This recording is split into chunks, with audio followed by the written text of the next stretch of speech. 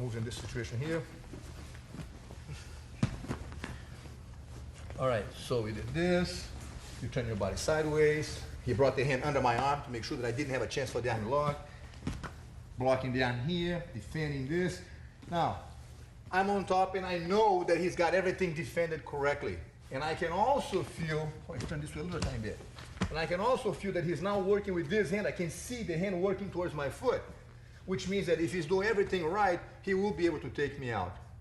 So at this point, when I feel that everything is blocked correctly, in other words, like a chess game, every time I have a move, he has a counter move. Every time I plan on one little attack, he has something that corresponds to that. There's no such a thing as an attack that I may have that works every time with everybody. Impossible. So every time I try something, he has something. I go here, he has a little, defense for each one of those moves that I might try. Like I said, he's now working on this. I can see he's working on his defense.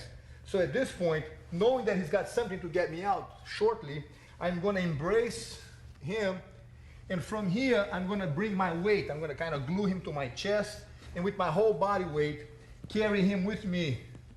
Opening a whole new opportunity, which is to now bring him back and go to his back by hooking that leg. Positioning myself behind his back, which would give me the chance to keep attacking him, no longer from the mounted position, but now from the back mount position.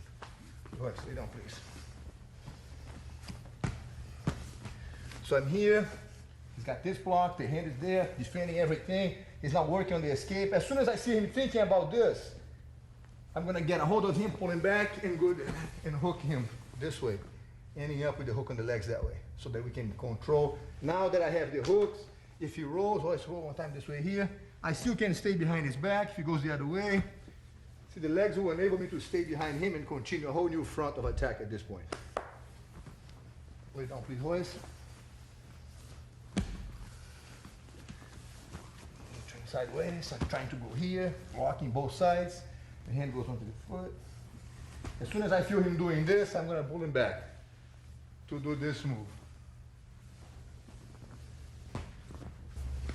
If, while blocking here, I was able to bring this hand through and catch the arm this way, starting to, prepare myself for the arm lock. At this point, Hoist is going to turn himself facing me like this, keeping the elbow down, untangling that trap that I had, which is going to force me to go back to this again, have a whole new start, and then try to do this move, which brings him back to square one. So he goes for this, and this. Now, as I said, every time I feel the person on the bottom trying to escape, I'm going to think about bringing him back to go to his back this way and try to hook the leg this way. However, to prevent me from going to his back, he's now going to step back with this leg right here, so I can't pull him over anymore. And now he scoots the hip away that way, brings the leg on the inside, and he's going to try to go either across the side or mount, one of those.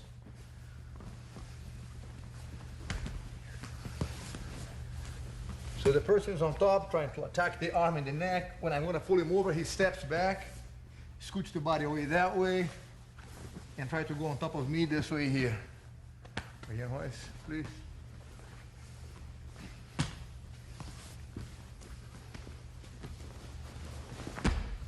Of course, if I try to mount, he's going to prevent me from bringing the knee in, pushing my leg, so I can't go over.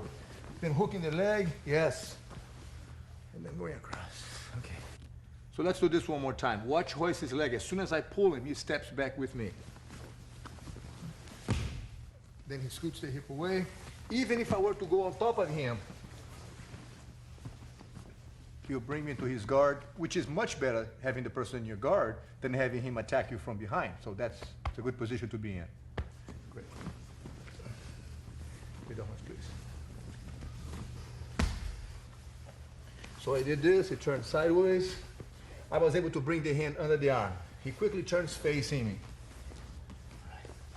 Puts me back into this position. Which leaves us one more move, which is when I'm in this position here, we talked about grabbing the cloth like this and using the knuckles like a nutcracker to squeeze the neck. The movement is to go like this and choke the person this way. However, As soon as he feels my hand grabbing the cloth, he brings the arm inside like this to trap my arm, preventing me from having the angle to squeeze his neck with the hand on this side. He traps my foot, controls this arm, and then raises the hip to roll me out this way.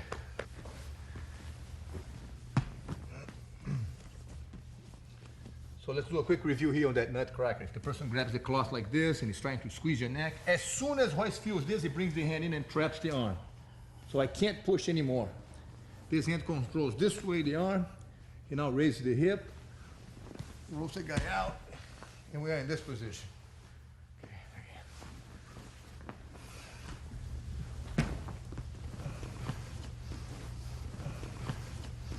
this hand controls this way the arm. He now raises the hip.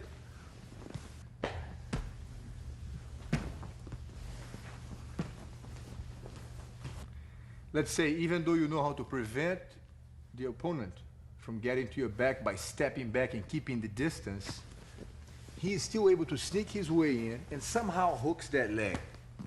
In other words, you find yourself here now with the guy behind your back trying to bug your neck. We have talked in the past about, the choke, this one here.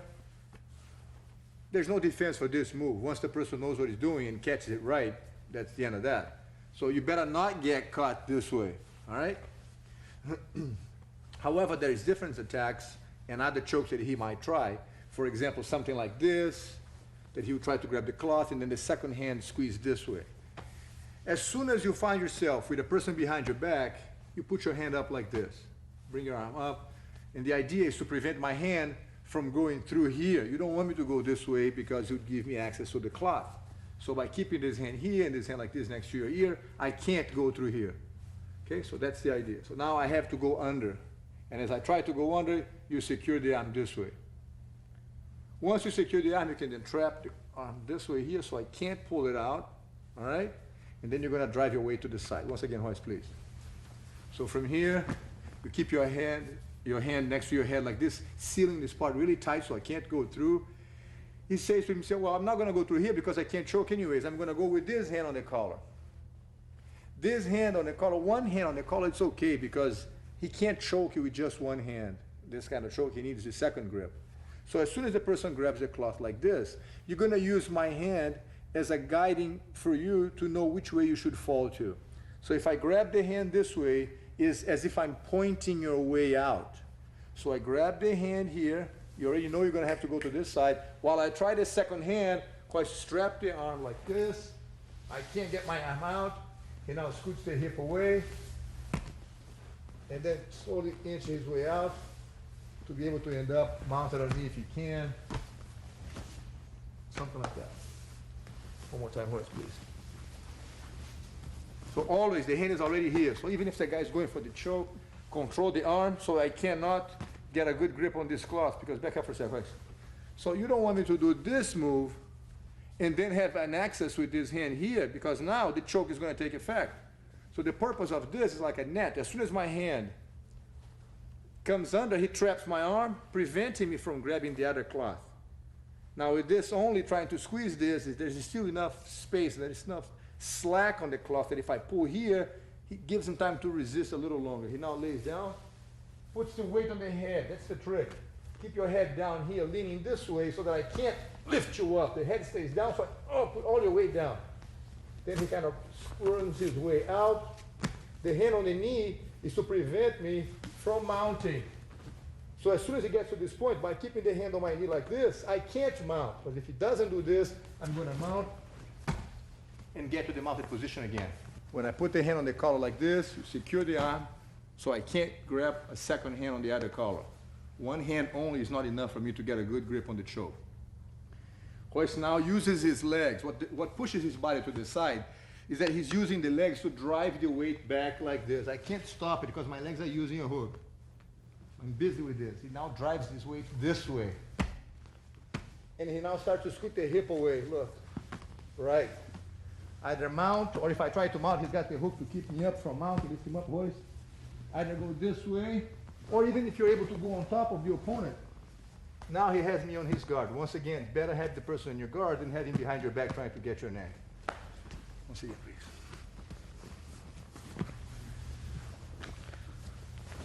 Always the hand here. Trap the arm, controls the arm, bring the other hand back. The arm is strapped. I only have one hand. And hoist, start to lean the weight to the side. Because, like I said, because my hooks are here, he cannot, I can't stop him from driving the weight to the side. He can't, I can't stop it from going that way. Some guys think they're real smart, and as soon as you start leaning the weight to the side, they're gonna put the weight here with this leg. Now, hoist can't fall to that side anymore. That prevents you from falling this way. But although he can't go that way, he rolls to this side here now. And now goes to the side again, this way. Good job. Okay.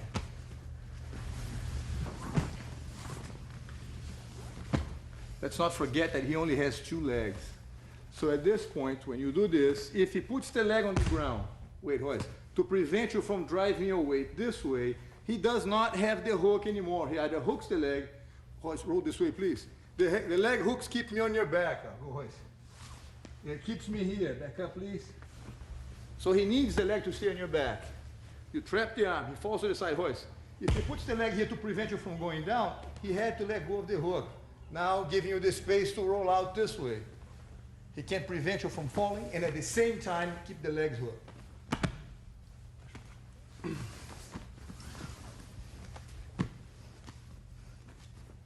Got here. He's going to the side. I put the leg on the ground. He rolls out, controlling the arm here so that I can't improve my position. Stays close so that I don't have the space to get away from him. And then establish the position on top this way.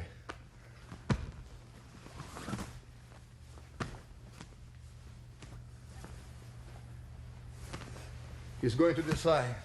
I put the foot on the ground, he rolls out, controls the arm, goes in here, and he's already on my side. Going with the elbow on the ground and lean across the side in the end.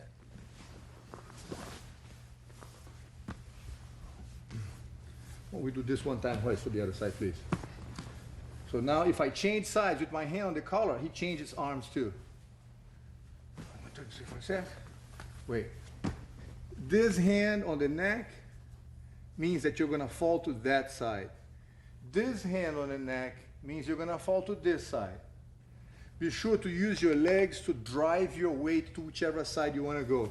Instead of waiting for me to grab the cloth and then maybe taking a chance with me grabbing the other, that's too late now. As soon as the person is on his back, the hand is already here. So the only option I have is to grab the cloth with this hand, right here. As I'm trying to grab the other collar, he's waiting. He controls my arm, and with the legs and the body, he drives the weight to that side. Hoist, go for it. Yes.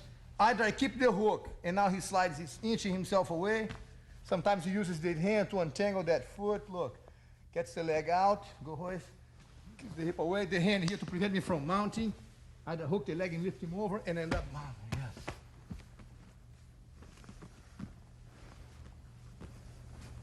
Sometimes the guy that you're working with is much heavier than you are. Hey, give me a chance, hoist. Much heavier than you are, and when you do this, scoot your hip away. He's so big, so heavy that he's still able to get to this position here. Look at the leg trapping my leg. I'm on top, but he got me on his guard.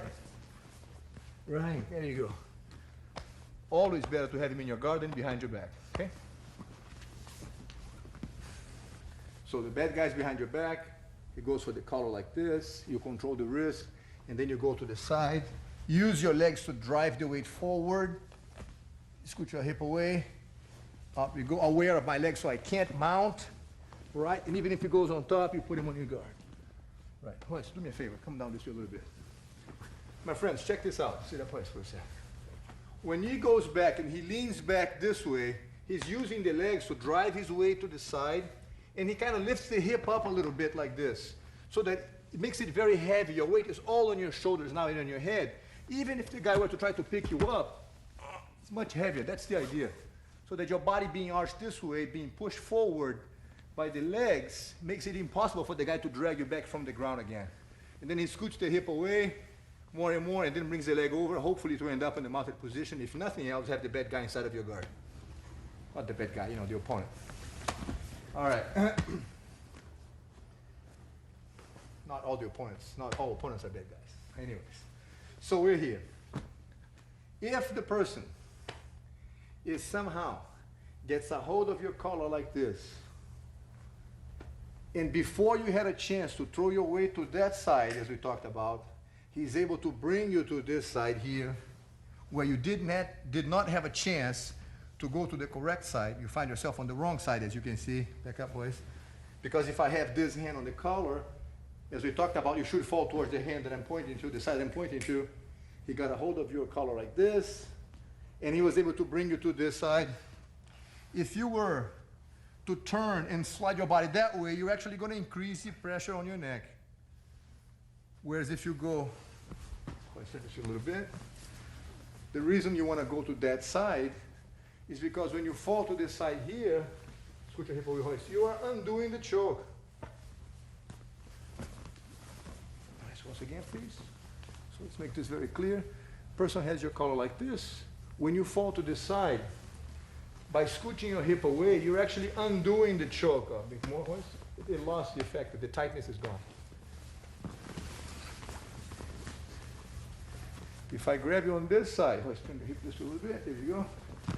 And you fall to that side, the wrong side, and you try to turn, scooting your hip away, you actually choke yourself more. All right. Therefore, if I have this hand, there's no thinking. They have to go to this side. But like we talked about, let's suppose your opponent is able to bring you to this side here, where you don't want to be. You got your neck like this. So in this case, you can't go back, one second, you can't raise your body this way anymore because he's very heavy, very strong. And even though you had my arm, you can't just get up and go. He's got too much leverage pinning you down to this side. So now Hoist is going to grab the cloth of the elbow here, maybe one hand here, hand on the elbow, or two hands here if you need. Look at me so that your head is sideways, it's easy to escape. He lifts my elbow up and brings the head underneath. Right, like a little emergency exit. And from this position, once again, you want to be aware, so don't let the person mount on you, either pushing the knee with the hand or hooking the leg here so he can't climb up, or end up on top of him, anything you can. One more time, please, Hoist. Always, the hand is already waiting for his attack. He got a hold of you here, he was able to throw you off balance to the side.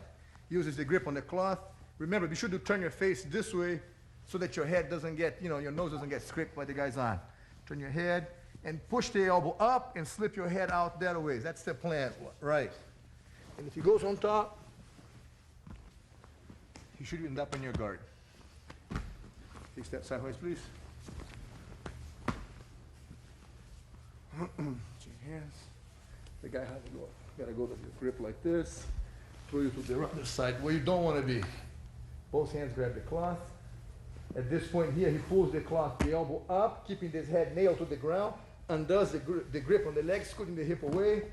Look, at any time, stop for a second, please. At any time, if I try during his escape to mount, he should be sensitive to that. Either with the hand on my knee or with the leg hooking up, because at this point there's no choke. The head is already off the grip on the neck. So at any time at this point, if the guy changes his mind and tries to go on top, he's expecting that. And then from here he goes over, or at least put the adversary inside of his guard. All right, great. Turn around, please. So we saw several ways for you to escape from this position, and let's add a couple more tricks. One of them is that you should continuously be aware of when the person is behind your back, he may cross his feet. If the person ever crosses his feet, if they don't know Jiu-Jitsu, they probably will, because it gives them a better sense of controlling you by, grabbing you and trapping the legs. They think it's better to do this way.